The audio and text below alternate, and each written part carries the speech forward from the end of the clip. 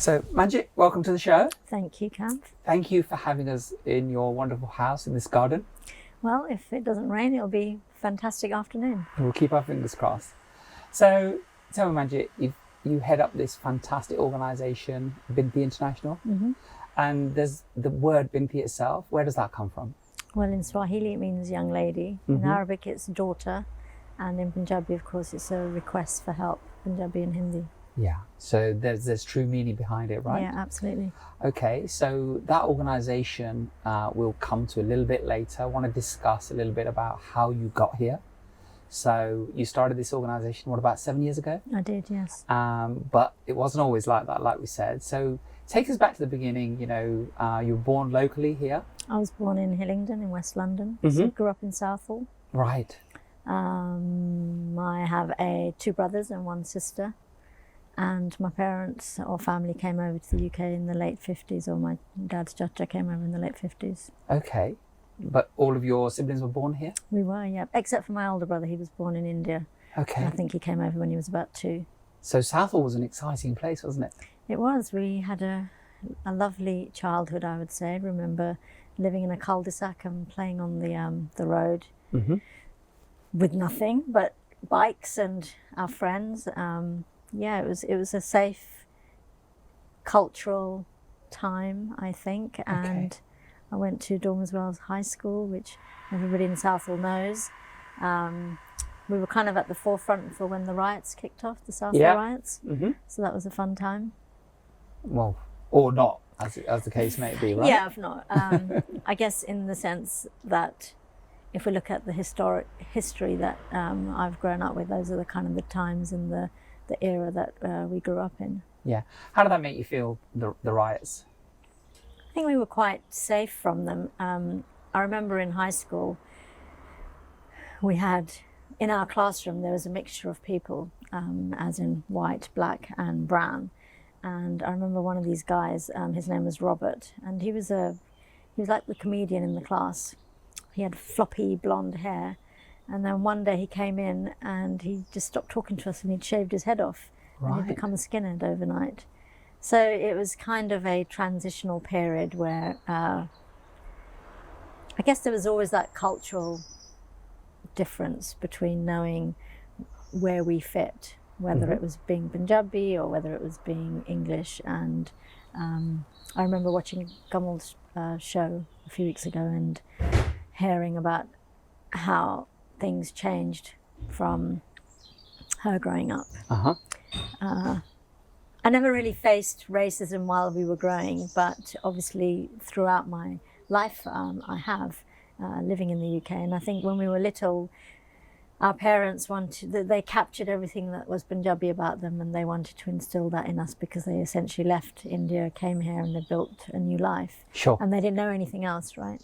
And it's only later in my life that I realised why they did that. And I think, so the reason why I know that is when I went to the States, I took my 2 kids with me, and I was adamant that I didn't want them to lose their English accent, to wear American clothes, to have that American culture. I was really strong in my, you're not going to speak properly, I'm not talking to you. It was a little bit like that.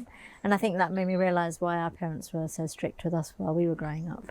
Yeah, because that's all they knew, right? Yeah. So you come to a foreign country, don't necessarily be able to speak the language, so you want to hang on to what it is that you had, right? That's the only thing that you know. Yeah. So it's like you said, you know, as you grow older, you do understand what your parents were talking about, right? So we've had a few shows now, and I always think that, you know, when you're young and rebellious, you know, your parents are the worst things on earth. But as you grow older, you know, you make peace and grow a little bit closer. Have you found the same? Yeah, I think when you have children, it makes you realise much sooner than when you don't, right? Because you become your parents and you recognise the things that you liked that your parents said, and you know the ones that you didn't like. You still say them, and then you realise that you're behaving like them, and that's where you tweak things to make it a little bit different. Sure. But I guess in my case also, I would have done a lot of the things that my mother and father insisted upon with my kids as well, because I didn't know any different until much later. Sure. So you got married? I got married when I was 19, did the arranged marriage thing. Wow. Had you met him before? A lot like Gummel, in the sense that we had an introduction. Actually, we did do a face-to-face introduction, and then about 5 months later we were married. Okay. And how long did the marriage last? I would say it probably never was a marriage, actually. We got married, and I remember on my wedding day, our lives were very different. So I think his family must have come to the UK in the 70s, and of course we were born there. So I always remember having those discussions with my parents, saying that when you get married, you know, you have to do what your mother-in-law says. And I remember once saying to my mum that, of course I'm going to listen to her, and I'm going to do everything that she says, and if I don't, then I'll eat my shoe, because I was so adamant that I knew how to interact with that generation. Yes. But things weren't that great from the beginning. They were very different to what we were. Okay. So you never got on? When I say, I should probably make it a little bit clearer. So when on my wedding day, in those days when you got married, it wasn't considered respectful if the bride danced on her wedding day. Do you remember those times? Okay. Right? Okay. It was very much You're almost shy a spectator, bride. right? Yes.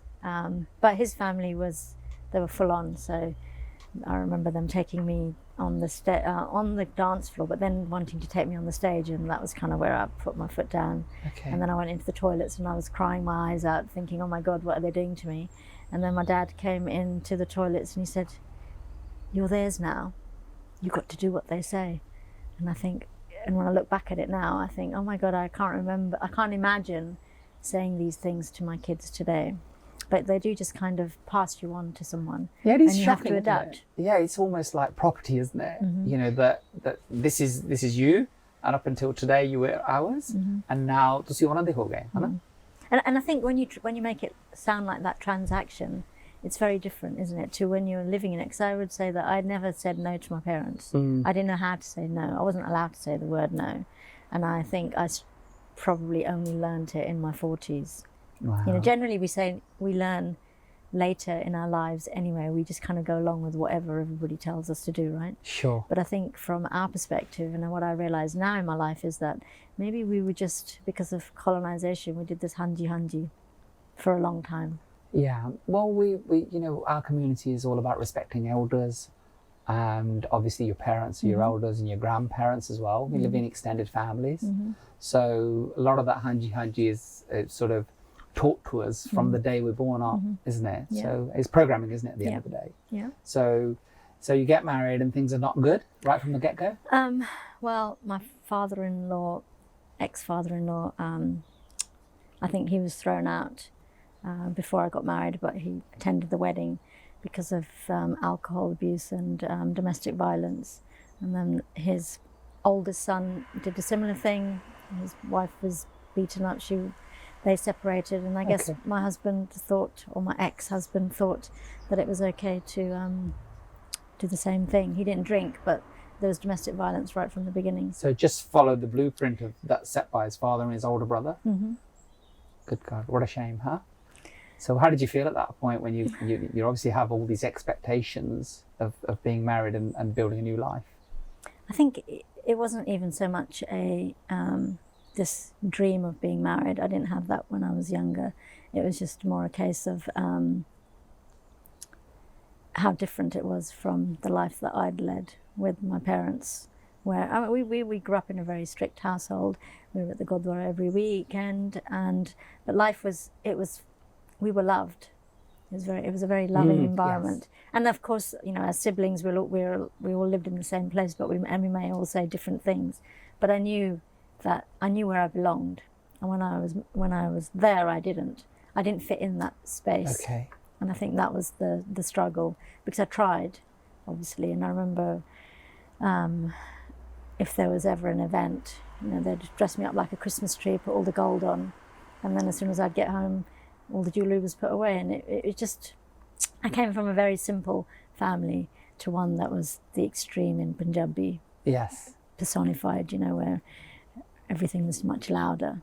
Yeah. So maybe spiritually, it was spirit. I came from a spiritual family and ended up in a loud Punjabi household where there wasn't that connection to spirituality. And you didn't think that you had a voice to be able to say, look, I don't want to wear this, or I don't want to behave like this? Oh, I did. I mean, I was when I was growing up, I was the one that stood up for everything. Mm-hmm. So I filled out the application forms for my mum or my dad for job applications. Yes. I phoned HR and got them the interviews and things like that. So I was always at the front and standing up for anything. Yeah. So to be in an environment where my voice perhaps wasn't allowed, I still did speak. I still said no. Uh-huh. I may not have said it really loudly, but I still said no. And I think that's where the disparity came in, and that's where the issue started. Okay. Because if I said to my ex-husband that I didn't want to wear something, then I'd get the cold shoulder, and I wasn't allowed to say no. So it was much worse than not being allowed to say no with my own family. Does that make sense? Yes, of course. Do you think it was him, or do you think it was he was trying to please his mother or his family? Yeah, I think it was there was a big element of that. Yeah? Yeah. Okay. So, you know, you start a family, have children? Yeah, my daughter, I got married when I was 19. I had my daughter at 20, and I had my son by 21, and by 22 I became a single parent. Wow. So only lasted, what, 3 years, 4 years? It never, I mean, in that time, I tried to escape many times because it just wasn't working. But I suppose in that time period, it wasn't accepted for you to Sure. get divorced, right? So it was difficult to have that separation. So I remember one time my ex-husband had come to the house and he complained about something, and my father stood up for me, and he was ready to have a fight. So because he was ready to have a physical fight with my dad, I decided that wasn't acceptable. So I left with him and went back to his house. Okay. And another time, my jet came to my mother's house, and my mum's mother had died. And his comment was, "What's she doing here? My mother's at home and she's alive. Why is she here?" And he said it in front of everyone. So it's just culturally so different from that environment, you know, where there was no humanity or there was no, I don't know. It's just now when I look back at it, it's just, it doesn't make sense how people live their lives like that. Yeah, it was a different world though, wasn't it? Different world, yeah. Yeah, different times, different worlds. I think one time I was told that I should leave my kids with him. And it's like, Yeah. no, Yeah. that's not me. And almost that transactional thing again, isn't it? That, you know, pawn the kids off on your partner, so you're young and free and able to get married again. I suppose that young and free, I didn't even think of that, but yeah, essentially it's like, it's a transaction, isn't it? Yeah, absolutely. And then because you're married again. Mm-hmm, maybe, yeah. Yeah. So you bring up your children by yourself with your did. parents' help? Yeah, my parents were always there for me. My family was always there for me, but essentially I had to pay the bills and work out how I was going to live my life. And I guess that fire inside of me was then allowed to start burning a little bit brighter. And I was in sales, so I was determined to make money and be independent with the kids. Okay. And that's kind of where it started. So you started your career? I did, yeah. And how long did you work for? I've worked all my life. Okay. Yeah. If I told you how many years, then I'd give away my age. So I probably won't do that. But but yeah, I've worked all my life. Okay. So, and then, you know, you've got a career all this time. So what led to you starting Minty? So about 7 years ago, I used to work for the Sherry Blair Foundation. Okay. And I was a mentor for her organisation, and she helps women in the developing world to build their businesses. Mm-hmm. So I was speaking to a young lady in Nairobi, and I guess in that year I'd done a little bit of travelling, and what I found was if you went to the Dubai, for example, all the women were covered from head to toe. Beautiful. You could see that they were beautiful, and they were wearing, you know, attractive things underneath their burqa and everything. But it just felt, for me, this is just wrong. As in, why can't women just be who they are, who they want to be? Seeing them in Dubai. Yeah. I mean, lots of things, but that was just one of the things, yeah, of right? course. And I went to Thailand, and in Thailand I saw young girls dancing, you know, still with their baby fat. And I think it was just this idea of, maybe I was just beginning to realize that perhaps I am a feminist and I want to continue to help women rise and stand up for themselves. Because even today, I've never talked about the domestic violence in my life. And I think it's kind of understanding that, well, perhaps if there was someone in that situation, to know that there is ways out and there is hope, and that you just have to find that inner strength to want to create change. How did it make you feel going from a like you said, a very modern and loving family into one that clearly had, the violence was already there before you arrived, and it just carried on with you? Yeah, I wouldn't say that my family was modern either. Okay. We were strict Punjabi Sikh household, but my father and mother were loving parents. And if I wanted to say no, I didn't like something, I could. I didn't say no to them if they asked me to do something, but I could tell them how I felt. Okay, so you had a voice. I had a voice, yeah. Going from that into one where if I wanted to feed my own children, I had to feed my mother-in-law's sons first. Okay. It was just, it didn't make sense. Very strict hierarchy in the family. Yeah, I was someone else's daughter. Did you have any sister-in-laws? I did, and we weren't allowed to talk to each other. We all lived in the same house, but we weren't allowed to talk to each other. So the boys had everything, the precedence. So you had to feed your brother-in-laws, but you didn't have to feed your sister-in-laws. They kind of came later, I suppose. Okay. But you know that we were in those days. We were you'd have 10 or 20 people come at the house at the weekend, and you'd be cooking all the time. So okay. What about the violence? When did that come, and how did that take place, and when? I guess it was just because maybe they weren't used to this idea that somebody may have a different opinion, or it wasn't that, you know, let me make it very clear also that I didn't have a life then. I wasn't going out. I wasn't wearing Western clothes. I was in this house 24/7. And my parents actually lived a few doors down the road. Okay. And I remember what I would do to see them. I would stand at my bedroom window, and as my father would come home, I'd wave to him. As my mother would come home, I'd wave to her. And that was my life. So you weren't allowed to come and see your parents? I wasn't even allowed to go to see my parents, who were 2 doors down. Wow. Good God. So it was, I guess now I can say it felt like it. It's probably the worst kind of relationship that you could have with a human being. Sure. It was that. Sure. So how did you come out there, you're a single parent, and you know, that's not an uncommon place to be, especially these days. Mm-hmm. So how do you then end up working for Cherie Blair, and you're a mentor? How did that come about? I guess it was just I worked my way up through the ladder. I remember my first sales job was selling double glazing. Right? So I was a telephone sales queen, if you like, and I went through the ranks. I used to work for this sweet factory, and I was in their telesales department, and then 3 years later I was running the department.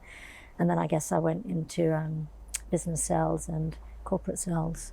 So it was all about sheer hard work. Yeah. Sheer hard work, right? And I didn't know any other way. Okay. Right. I had to pay the bills, and I was good at what I did, so I used that as much as I could. Okay. So you're now, you're seeing women around the world, and what's tugging at your heartstrings? What are you feeling right now? I guess I should go back then, because just before that, I was in this place where I didn't really know what I wanted to do next. So I had a major car accident in 2005. Okay. And I was in a position where the surgeon had said the only way you're going to stop this pain is if you have your foot amputated.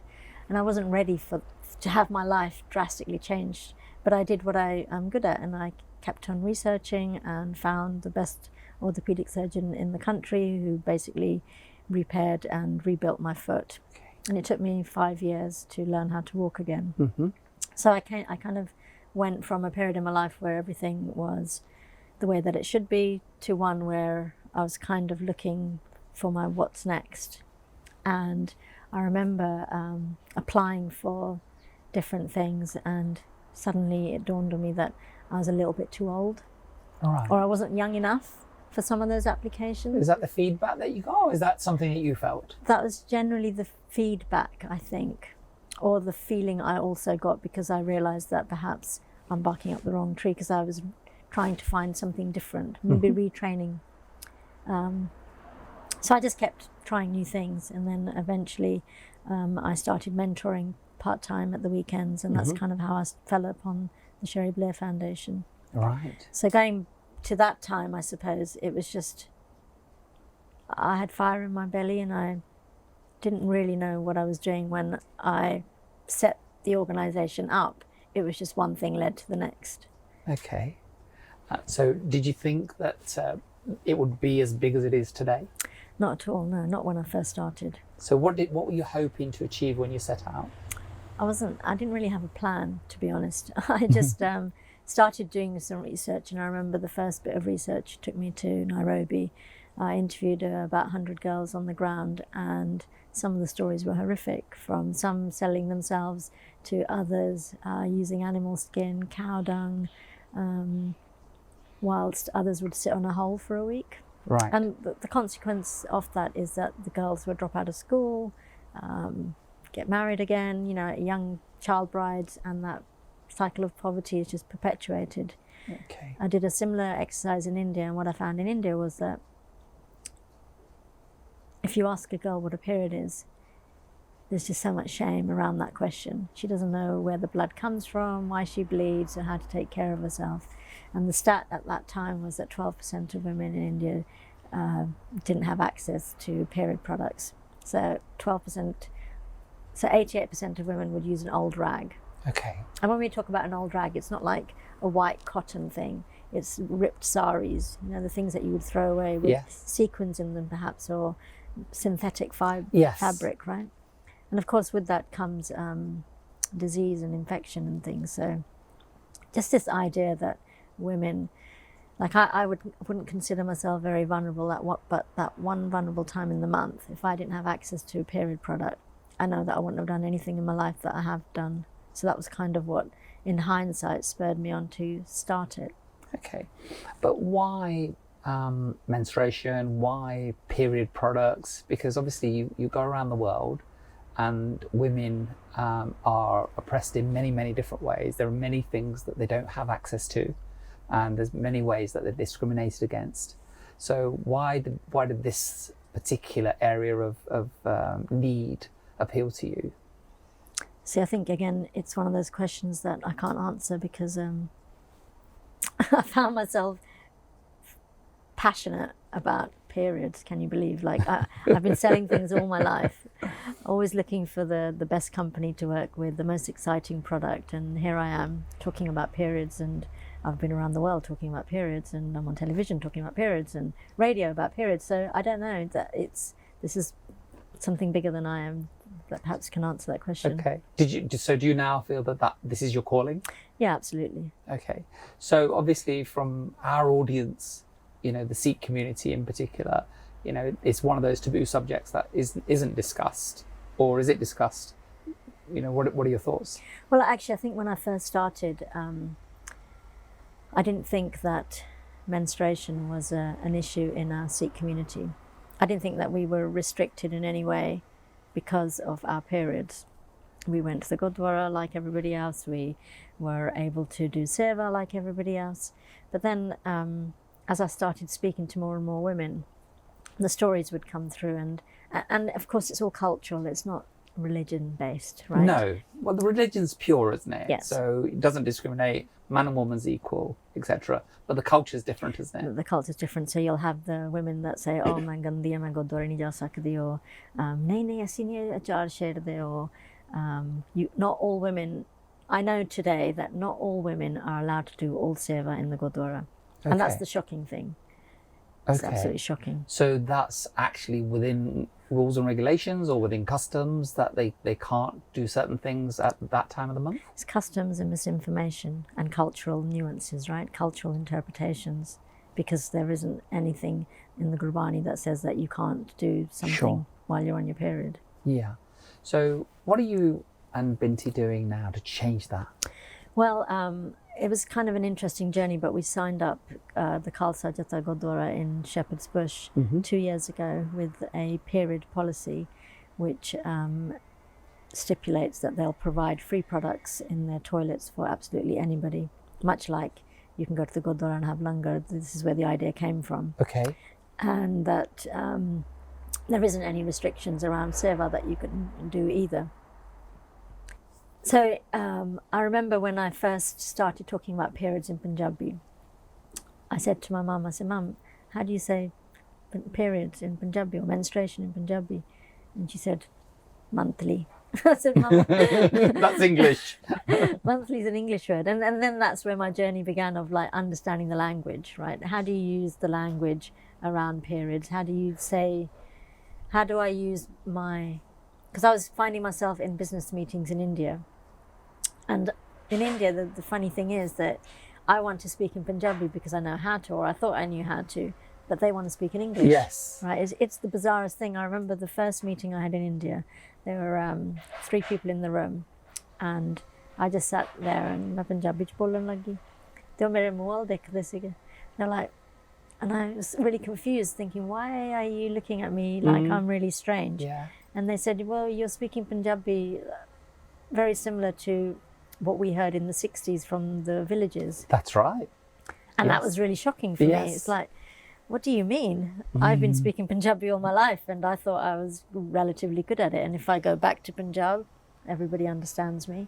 So to be in the middle class in India, to have that conversation there, it kind of threw me. Yeah.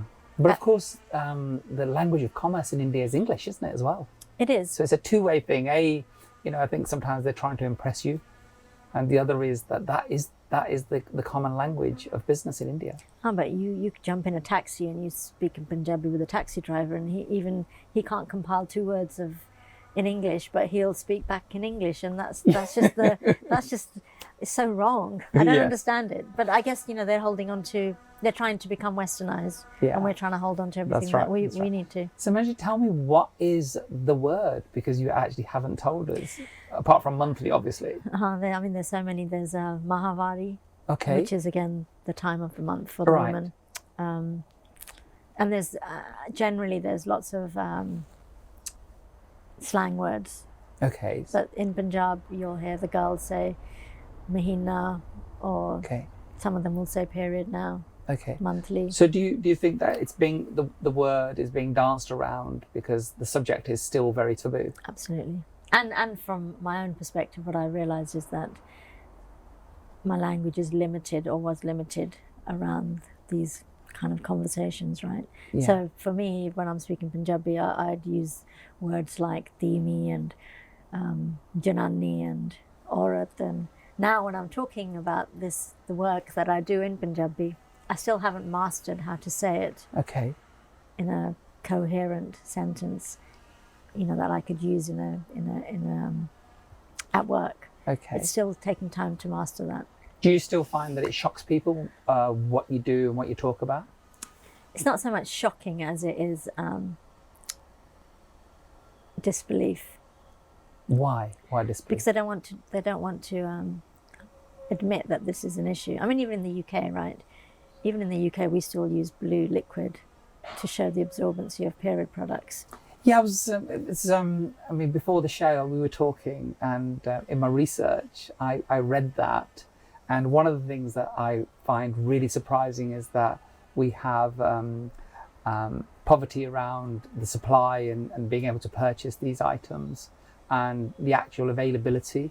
So do you want to talk about that in terms of, you've got views on why the tampons is the right word, are available or not available free in public toilets?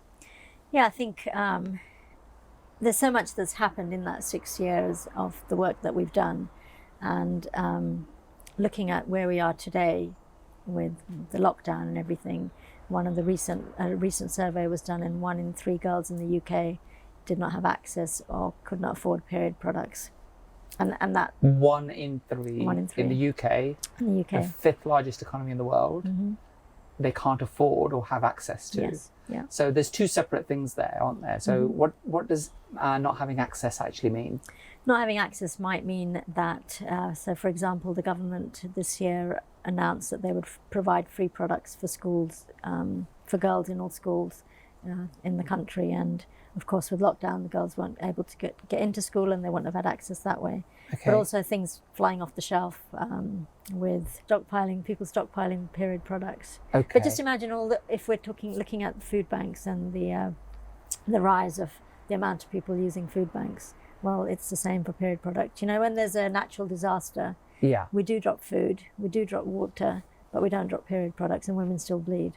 Okay, of course. It's kind of, if you start thinking it from that perspective, then it gives you an idea of, well, okay, you know, not everybody can afford these things. So we don't regard these products as a necessity, do we?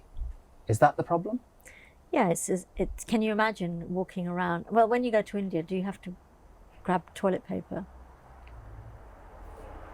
Do you? Do you go to India much? Yes. Yeah. There's not many places with even toilet paper There in isn't, India. is there? No. It's kind of, it's a shock to the system. So when you're packing to go to India, you always take toilet paper. Well, I always take toilet paper with me, Yes. and I have to make sure that I've got toilet paper with me in my bag, Yes. right? And it's that kind of mindset. Why do we do that? Well, because it's not available everywhere. Yes. And what we find in the UK is that most women actually use toilet paper in between buying period products, Why is that? because we might start and we don't have something in our bag. Okay. So then we would go to the toilet and we would use toilet paper, or we would be having a meeting and suddenly we start. So we would excuse ourselves, go to the toilet, use toilet paper until we were able to buy some. Okay. But you have an idea for a solution for that problem, don't you? Yeah, What would absolutely. it be? Yeah, I think that period products should be available in all public spaces, just like toilet paper and soap is. Okay. And even employers, right? What they'll find is that their toilet paper consumption will decrease, and it will kind of pay for period products to be in the workplace. So as an employer, if they were saying, look, it's an additional cost to us, it's offset by the fact that the use of toilet paper will go down correspondingly. Yeah, and also just if they look at the numbers of, if I was at work and I had to leave the office to go and buy period products, it can take me about half an hour, 15 minutes to get there, 15 minutes to come back. I might have to change my clothing, so another 15 minutes. That's 45 minutes a month that I would have to waste in my life at work, which obviously equates to cost. Where if they had the product in the toilet, then I'm just do the sum. So employers in this country don't supply free sanitary towels in their female toilets? No. That seems crazy to me. Yeah, they've never supplied them. Right, okay. So But they have bins, so you can throw your period products in the bins, and that's actually part of policy. But this isn't, and this is what we're trying to push for policy change right now. Okay. How much of that do you think's got to do with the fact that most large companies are run mostly by men? It's absolutely got everything to do with it. I mean, I still don't know who it was that decided that toilet paper would be available in all public toilets. I still don't know who the chap is because I can't find his name. But it must have been someone who decided this, right? Yes, of course. Somebody made a decision. And as we were growing up, right, do you remember we used to get the tracing paper, the little square things? Yep. And eventually became that changed. The tissue paper it became, didn't it? So it must have been a guy, right? Absolutely. Because if it had been a girl, she'd have put tampons in there as well.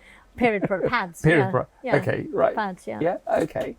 So now... But actually, she may have done if she was ballsy enough to think that that was something that could help someone. Because, you know, the other thing is that women don't necessarily feel brave enough to create these changes sometimes. Is there a fear around it? Yeah, absolutely. Why? Well, because you want to, even this idea of, if we were to consider the menstrual policies or period policies at work, which would stipulate that women are allowed to take time off from work if they're suffering with period pain. Women don't necessarily tell their employer that they've got period pain. They might say they've got a headache or a bellyache or something else. They don't want to admit it because they're in fear of discrimination. Okay, so Binti's educating employers as well as users? Yeah, so we started up our education program 6 years ago. It's a bespoke program that covers the biology, the emotional side, because it's only now through my work that I realised that every month when I thought my life was going to end, it was because my period was going to start. Right. So we talk about the emotional side, we explore the cultural side being one that we look at all of the nuances in the countries or towns that people live in. So for example, it would cover the fact that we stick products up our sleeves in the UK, or in India you can't go to the mandir if you're on your period, or can't touch the pickle, can't touch the crops, things like that. I get everything else, I don't get the pickle. Charge balya, char kharab ho janda hai. Really? Yeah. Wow. And does it actually do that? No. Try it. So it's quite an easy thing to prove or disprove, right? It is, but it's again about creating people to think for themselves. So when we provide the education, it's very much it's interactive. It's to, like we just did with you, to talk about, well, what would happen to the jar? I mean, if I had a jar bottle and I didn't wash my hands and I put my hand inside, yeah, perhaps it would go off. Yes, but if I'm touching it from the outside, how is that going to... Oh, okay. So not just that I can't put my hand in, I can't pick up the jar. You can't touch the jar. It's going to contaminate it. You're going to contaminate it. Wow. You're going to contaminate the crops if you grow the crops. If you see your husband's face while you're on your period, he's going to drop down and die. These things, extremes. It's incredible, isn't it? Some girls are told they have to sleep outside. They sleep in the forest or in a different house. How do you overcome, it seems such a huge problem. So, you've started, obviously. How many countries are you guys in now? We're in about 17 different countries. 17 countries. And the list, again, surprised me. The United States, Switzerland. I would expect that list to be just full of third world countries, but it's not, is it? Well, it's something that isn't talked about, and because it's not talked about, or hasn't been talked about, nobody's been aware of the fact that we're just suffering quietly as women. Okay. When we have health issues around periods, we could go to our GP and try and talk about the issue, but GPs get 15 minutes of training in their medical. They will keep pushing you back if you have period issues. So there's so many things that are affected. So many women are affected so many ways because of this lack of education. Wow. Do you know how many days of work productivity are lost in any country due to women being sick and not being able to go into work and not being able to just be honest with their employer? And then, as you say, not having these products at work and having to take that 45 minutes, that hour out and perhaps having to go home and change your clothes, etc. I mean, we don't have numbers because no one's ever done the research, right? Be interesting, wouldn't it? It would. I remember being in a meeting with a very large manufacturing organisation, and when I told them about the work that we were doing, this was 5 years ago, they said to me, so have you done any research? Have you done any questionnaires? And I was thinking, hang on a minute. I'm a small charity and I'm telling you this is the problem. And this is because we've spoken to hundreds and hundreds of girls. And you're an organisation that's been around for like 50 years, 60 years, and you don't know these things. I mean, shouldn't you be doing the questionnaires or the research? And what was the answer to that? Blank. How many people in that meeting? There were 6 people in the meeting. How many men? There was no men, actually.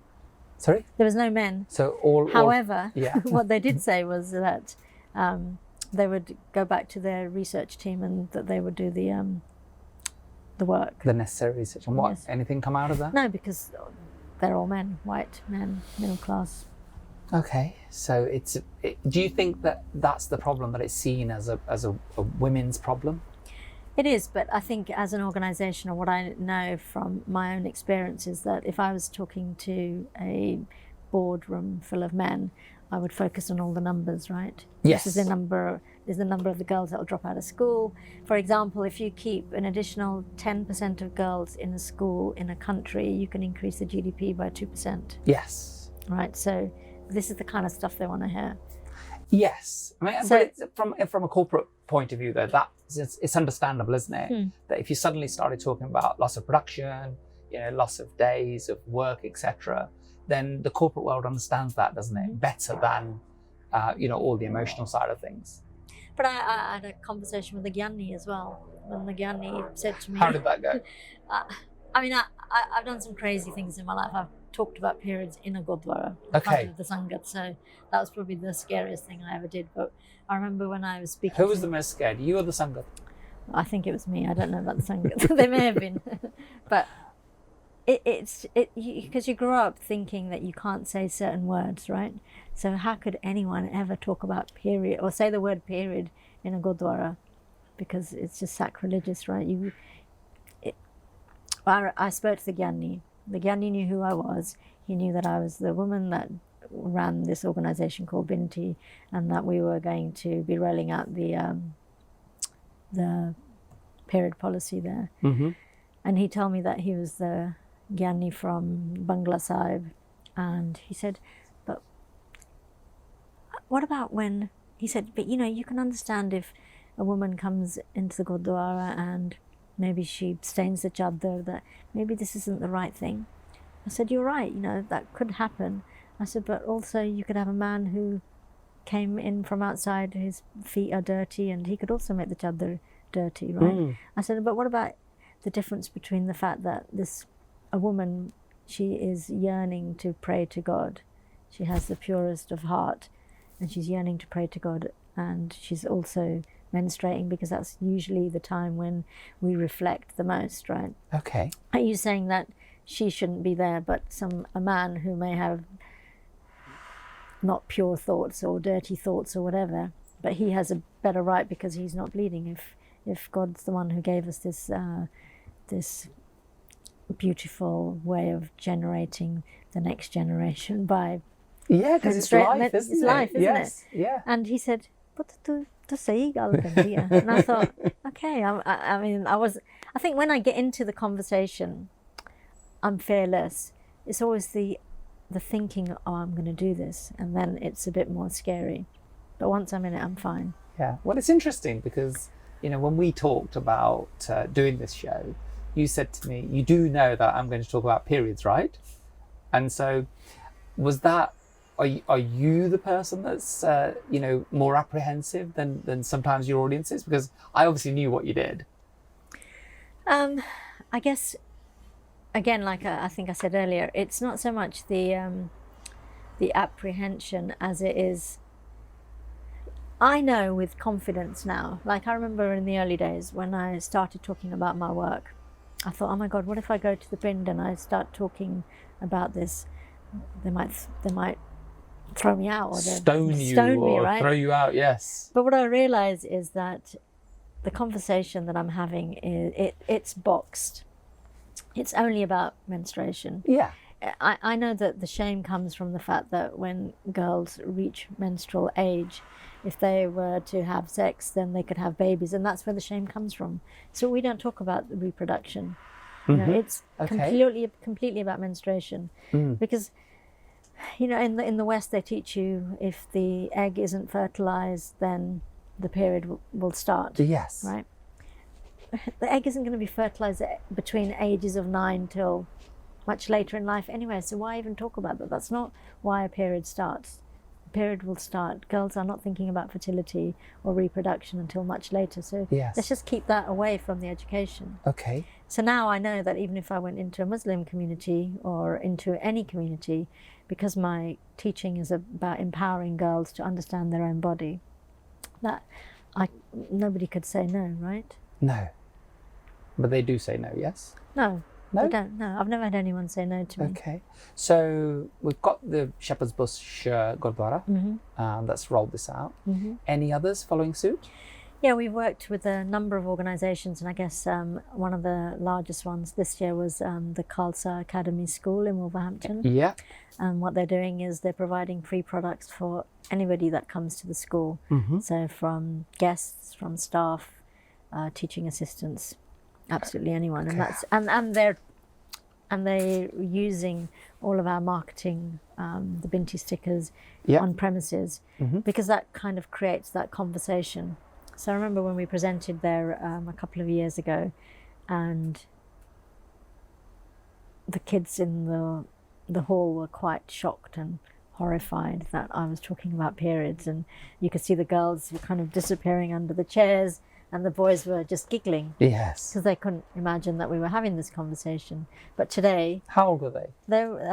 I think that they were the sixth formers back... Oh, sorry, not sixth formers, the fifth formers. Okay. So they were the oldest in that school at that time. So they would all have known about this, but they're still giggling and girls are still... No, because the thing is, even though we have sex education in school, most of us aren't paying attention, or the way that they talk about it is in one that we don't really understand it, right? You must have had it in school, did you? Yeah. Would you say that you know everything about periods and menstruation? Absolutely not. Exactly. And even I mean, even women, right? We start bleeding as young as 9 years old. We bleed every month for nearly 4 decades of our lives, and we learn on the job. Nobody tells us.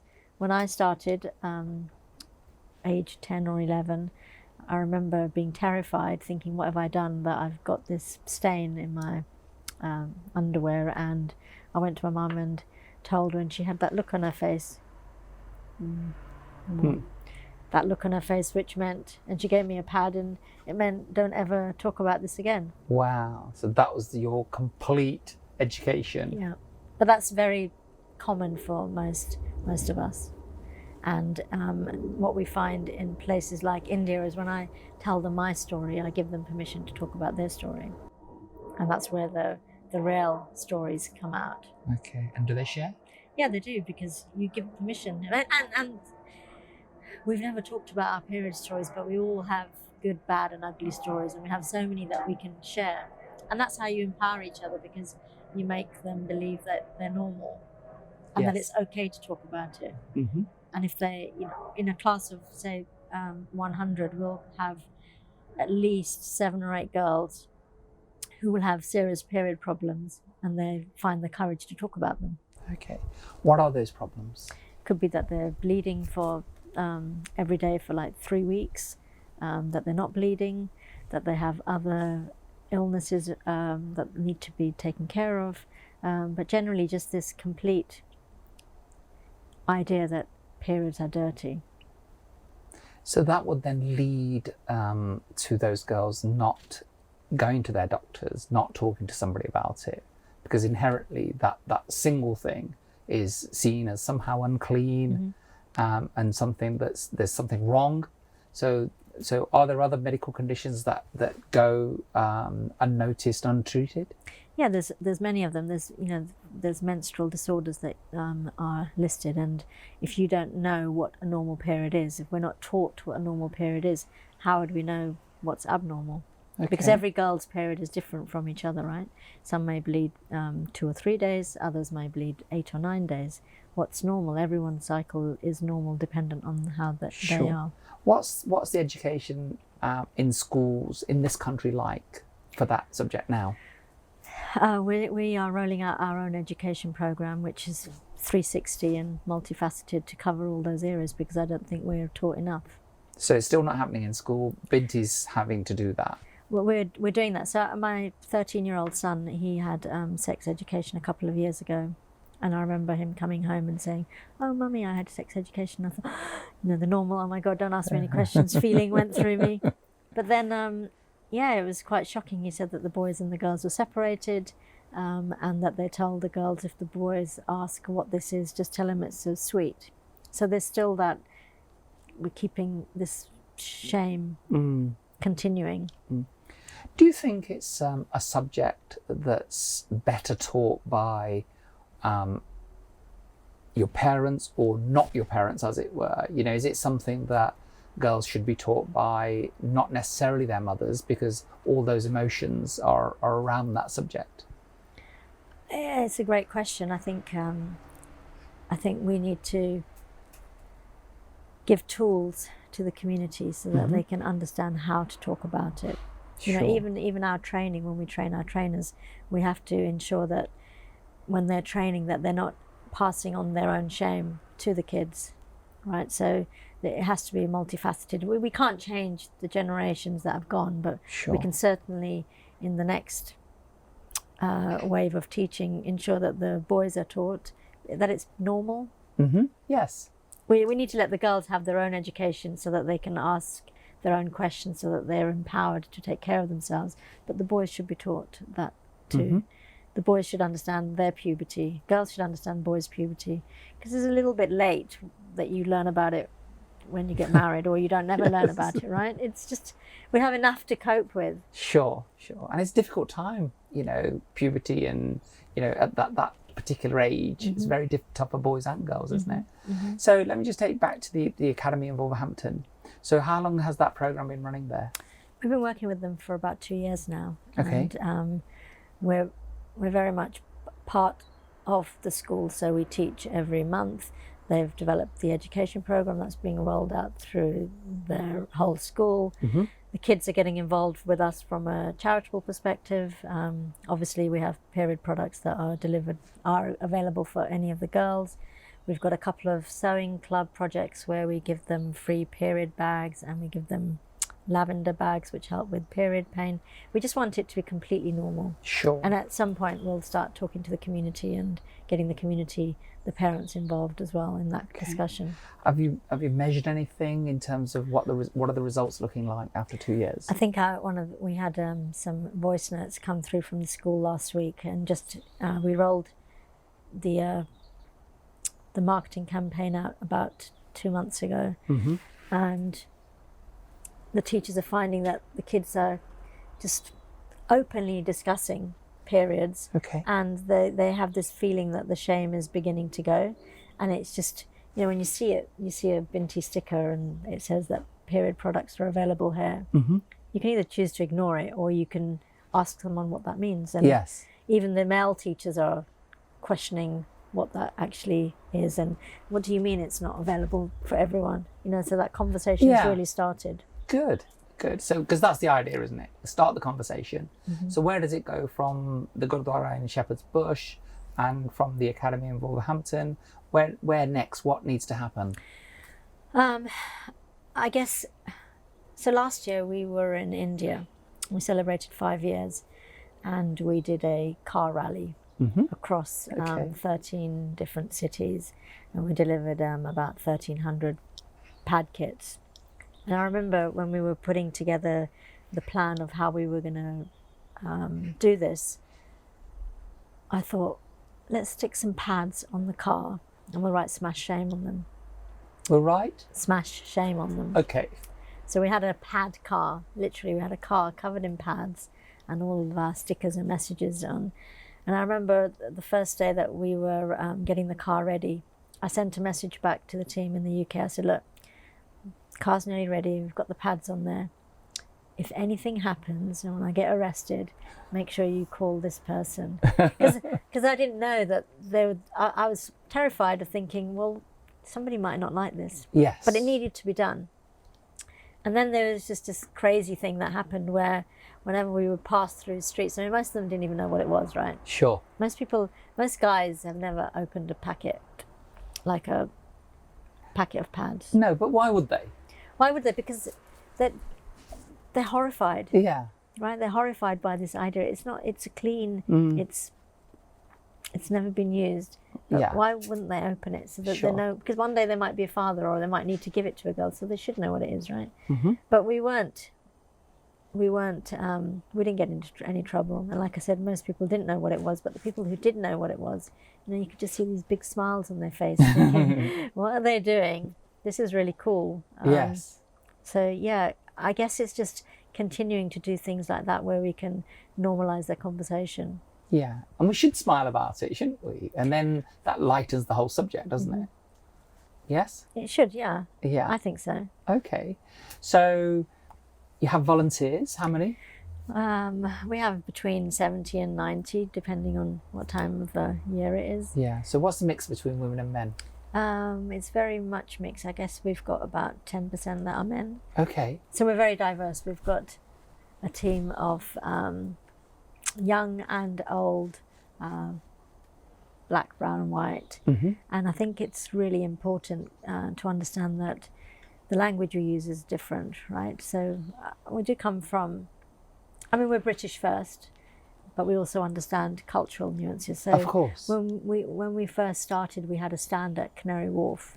You know, I was in the financial district of the world, but we had very clear instructions that we weren't allowed to use the word blood or bloody, and that we needed to be careful that we didn't create, even in our literature, that we didn't create too much of a nuisance by what we were talking about. I don't know if that makes sense, but essentially, it doesn't make any sense to me. How is it a nuisance? Well, you know, but only corporate people it needed would to say be that. classy, right? Yes. It needed to be classy. We were talking about something that nobody really wanted to talk about. It'd never been talked about before, but we needed to stay classy. So right from the beginning, I've kind of maintained that nuance of making sure that we look at the audience that we're speaking to and we use the language based around that. Sure. So, for example, the changes in language over the years has been that we don't use the word sanitary. In India, they call them sanitary napkins. Okay. I don't know where napkins comes from. But if you have access to period products, there's nothing sanitary about it, right? Sure. Yes. Feminine hygiene, what does hygiene mean? It's feminine health. Let's use the correct language. Yes. Because that's, if we change the language that we're using, then we're kind of changing how we associate and how we feel about periods as well. Sure. How do people get involved in your organisation? There's many ways. They can volunteer with us, obviously donate with, if they want period products in their workplace, to get in touch, go to our website. We're quite big on the social medias platforms, so Instagram, Facebook, Twitter, Binti Period. Our website is bintiperiod.org. We're always looking for people, because this is about the Sangat, right? Sure. This is all about us creating change for the next generation, and I only know what I know, and I know that there's lots more to learn. Sure. And we can only learn more by having different conversations with different people. Yes, absolutely. So the future for Binti, where does it go next? What are the plans? We've launched in the US, we're already in India, and I think it's just a case of, well, let's get into the corporate world and get this conversation into board meetings. If we're looking at equality, even in our own community, if we haven't had those discussions about periods with our parents, we should, because it's the scariest thing when you first start, but once you start, you give them permission to share their stories and how they did things, and it just builds commonality and spirit and makes the foundation stronger, and it gives you the courage to talk about other things. Sure. There's so many things that we don't talk about. Of course. And I think periods are the foundation of life, so once you've had that discussion, you can kind of talk about anything. So in terms of a message to our audience and our community, you know, what would you say to the daughters and the mothers and the fathers and the brothers? You know, what should we be doing right now to help this situation? If as Sikhs, we're of course all about equality, right? And if we're going to ever have equality, rather than it just being hearsay, we've got to look at what we're doing on an individual basis to ensure that our girls are able to talk about things that they need to. Make it open so that they can have that discussion. If you can talk about periods, you can talk about anything. Sure. So get involved with the idea of having those discussions of topics that are difficult. Because if you want honesty, the only way to be honest is to be true to yourself. And if something's bothering you, then get it off your chest and share it. Fantastic. Manjit, thank you so much for allowing us to come into your home and for discussing this topic. I've certainly been educated, and I hope that our audience is too. So thank you so much. Thank you, Cam. That was amazing, and it went really quickly. It always does. So, guys, thank you for joining us today. So that's the end of the show. So until next time, I bid you goodbye, and we'll see you again.